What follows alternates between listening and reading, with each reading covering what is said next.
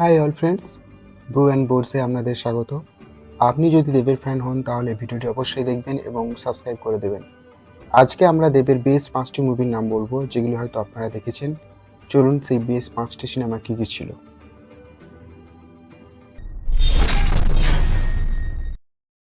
Number 5-এ দেবের 5 নম্বরে যে ছবিটা বলবো সেটি হলো 2017 সালে মুক্তিপ্রাপ্ত অ্যামাজন অভিযান। চাঁদের পাহাড় সিনেমার সিকুয়েল, যা অ্যামাজন রেন ফরেস্টের নায়কের অভিযানগুলি অব্যাহত রেখেছে। এটি বাংলা সিনেমার সর্বাধিক আয় করা মুভিগুলির মধ্যে একটি এবং এতে দর্শনীয় ভিজুয়াল এবং সাহসিকতার গল্প তুলে ধরা হয়েছে।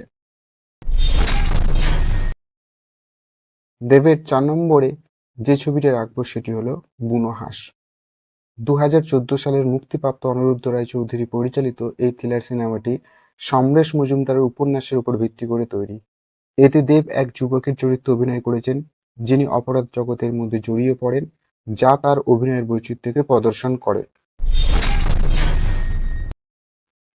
3 নম্বরে যে ছবিটা রাখবো দেবের, সেই ছবিটি হচ্ছে 2013 সালে মুক্তিপ্রাপ্ত ছবি চাঁদের পাহাড়। বিভূতিভূষণ বন্দ্যোপাধ্যায়ের উপন্যাসের উপর ভিত্তি করে তৈরি এই অ্যাডভেঞ্চার সিনেমাটি আফ্রিকার এক যুবকের যাত্রা অনুসরণ করে। এতে দেবকে শারীরিকভাবে চ্যালেঞ্জিং এবং সাহসিকতার ভূমিকায় দেখানো হয়েছে। আমরা নেক্সট 2 নম্বরে যে ছবিটি রাখবো সেটি হলো 2022 সালে মুক্তিপ্রাপ্ত ছবি প্রজাপতি। সিনেমার কাহিনী একটি পারিবারিক নাটকের উপর ভিত্তি করে তৈরি। সিনেমাটি পারিবারিক মূল্যবোধ, সম্পর্কের জটিলতা এবং একে অপরের প্রতি সম্মান ও ভালোবাসার কথা সুন্দরভাবে তুলে ধরেছে।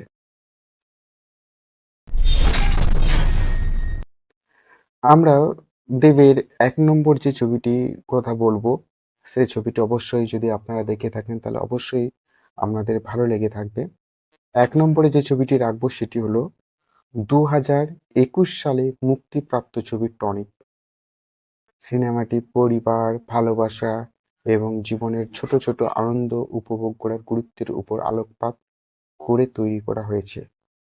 দেবের অভিনয়, পরাণ বন্দ্যোপাধ্যায় এবং শকুন্তলা বড়ুয়া যে চরিত্রে অভিনয় করেছিল তাদের যে রসায়ন এবং সিনেমার দারুণ চিত্রায়ন দর্শক মধ্যে ভালোভাবে সাড়া ফেলেছে।